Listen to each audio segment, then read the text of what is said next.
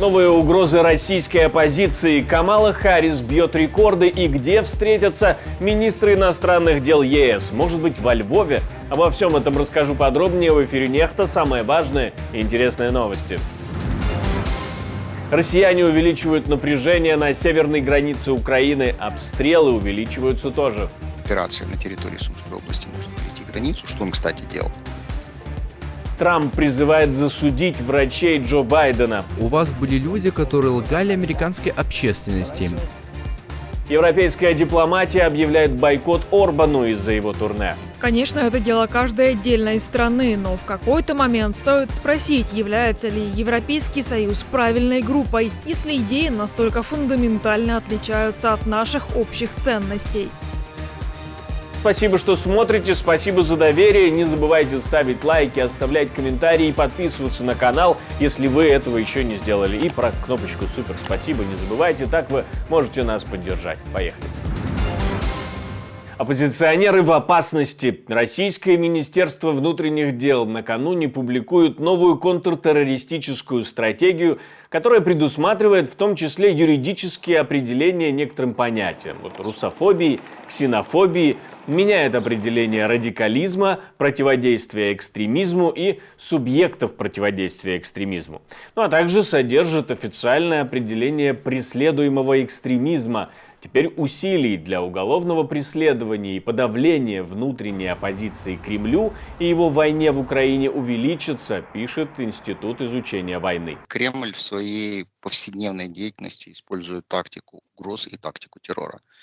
И они, в общем-то, взаимосвязаны. И именно исходя из этого мы должны понимать, что Кремль будет использовать все доступные ему инструменты для того, чтобы как-то повлиять на общественное мнение за рубежом и каким-то образом запугать тех людей, которые не согласны с политикой Кремля. Это может происходить как на территории Российской Федерации, так и вне этой территории.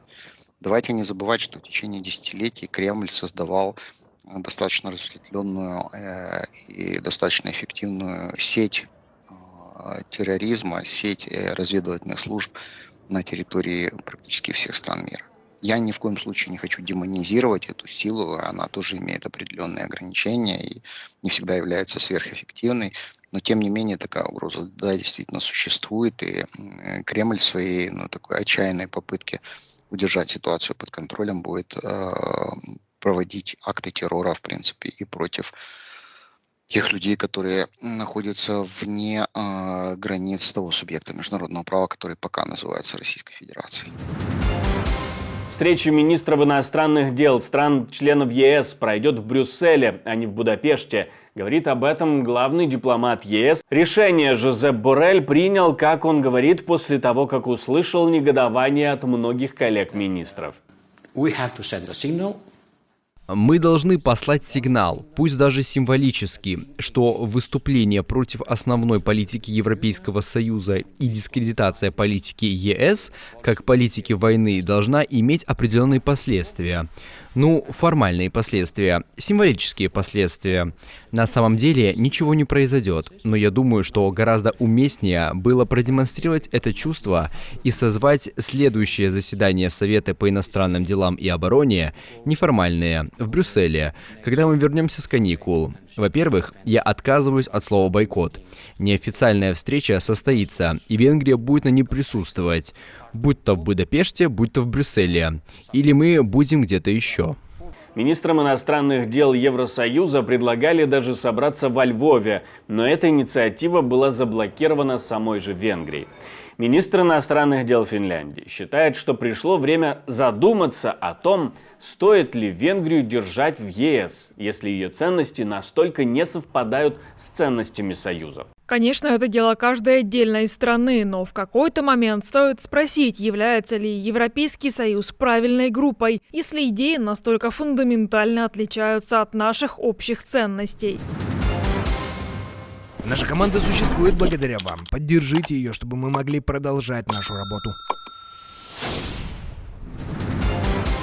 Россияне обстреливают северное приграничье Украины. 17 мин за день скинули на одну из громад Сумщины оккупанты. Представители местной администрации говорят, что прозвучало 78 взрывов за сутки. В том числе один из самых масштабных ударов по критической инфраструктуре в городе Шостка. Напряжение на северной границе Украины не просто не утихает, но возобновляется с новой силой. Если вспомнить, что говорил начальник украинской разведки об опасности на северной границе, то опасность вроде как обретает очертания. Но правда ли, армия оккупантов может угрожать северным регионам Украины, или это только отвлечение внимания? Мы спросили у военного эксперта Сергея Грабского. Мы, конечно, не говорим о том, что противник собрал какой-то очень мощный кулак, который может угрожать, собственно, всему Сумскому региону. Но отрицать тот факт, что противник для проведения своей диверсионной, тут слово диверсия от английского diversion, отвлекающая операции на территории Сумской области, может перейти границу, что он, кстати, делал. Была попытка проникнуть, неоднократная попытка проникнуть на территорию Сумской области разведывательно-диверсионных групп Российской Федерации.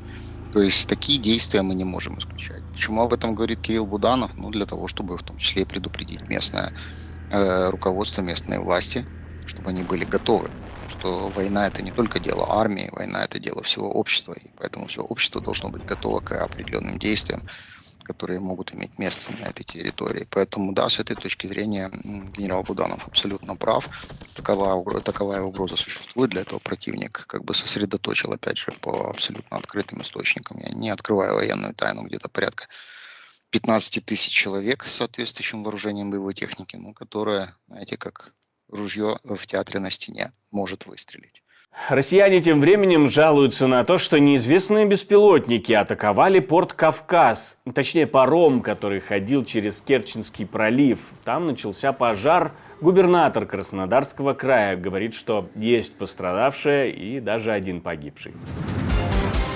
Джо Байден делегировал свои полномочия по поддержке Украины Министерству финансов и Госдепартаменту. Свои мысли он изложил письменно, заявление есть на сайте Белого дома.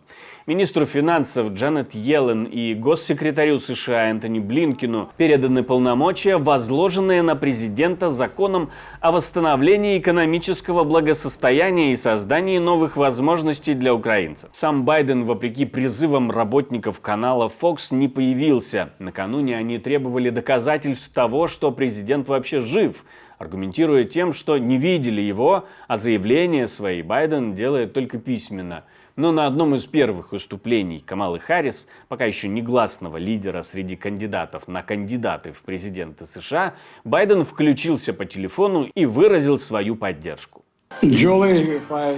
Если бы у меня не было ковид, я бы сидел там с тобой, стоял там с тобой. Я хочу, чтобы люди помнили, что то, что мы сделали, было невероятным, и мы собираемся сделать гораздо больше. И поэтому я хочу передать привет Камале. Если она меня слышит, я знаю, что она будет скоро выступать. И я хочу сказать команде: обнимите ее, она лучшая. И я знаю, что буду делать все, что Камала захочет от меня, или в чем будет нуждаться. Поэтому позвольте мне внести ясность. Мы все еще сражаемся вместе. Я никуда не собираюсь уходить. И я начеку, ты всегда прикрывала мне спину, и я обещаю тебе, что всегда буду прикрывать тебя. На самом деле Камала Харрис прям-таки ворвалась в предвыборную гонку, хоть еще не стала официальным кандидатом, но уже заручилась поддержкой многих демократов, собрав даже больше потенциальных голосов, чем это нужно для выдвижения. И в первом своем выступлении в штате Делавэр заявила, что намерена победить. В ближайшие дни и недели я вместе с вами сделаю все, что в моих силах, чтобы объединить нашу демократическую партию, объединить нашу нацию. Итак, в ближайшие 106 дней нам предстоит проделать большую работу. Нам нужно стучаться в двери, нам нужно поговорить с людьми, нам нужно сделать несколько телефонных звонков, и нам нужно победить на выборах.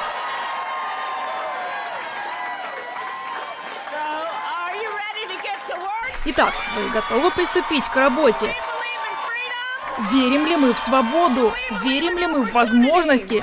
Верим ли мы в перспективы Америки? И готовы ли мы бороться за это? И когда мы боремся, Да благословит Бог всех вас, да благословит Бог Соединенные Штаты Америки и Джо Байдена. За сутки Камале Харрис удалось собрать рекордную сумму средств – 81 миллион долларов, пишет Associated Press. Эта сумма и темпы сбора средств, как подчеркивают авторы издания, помогут достойно конкурировать с Дональдом Трампом, темпы сбора средств которого за последние несколько недель, а особенно после покушения, удивляют. Сам Дональд Трамп тем временем решил обжаловать решение суда в Нью-Йорке, который признал его виновным в мошенничестве и обязал выплатить 454 миллиона долларов. 45-й президент США обвинялся в завышении своего состояния для получения более выгодных условий по кредитованию и страхованию. Трампу позволили оплатить только часть этой суммы, но даже часть для него ощутимый удар по бюджету.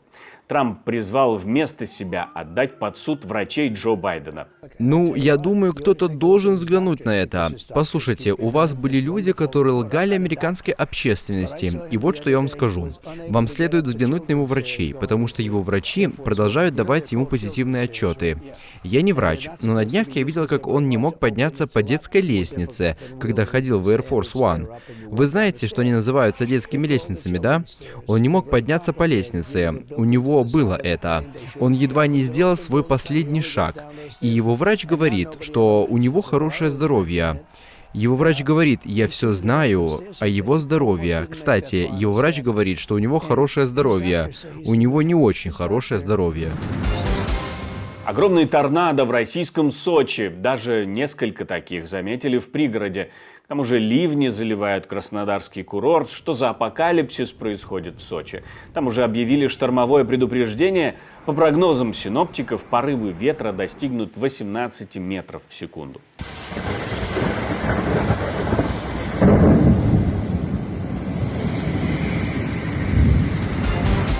Мне остается добавить, что мы существуем только благодаря вашей поддержке, ваше спонсорство, донаты. То, что вы нажимаете кнопочку «Супер спасибо», помогает нам создавать новые и новые видео, поэтому мы призываем вас не останавливаться на достигнутом.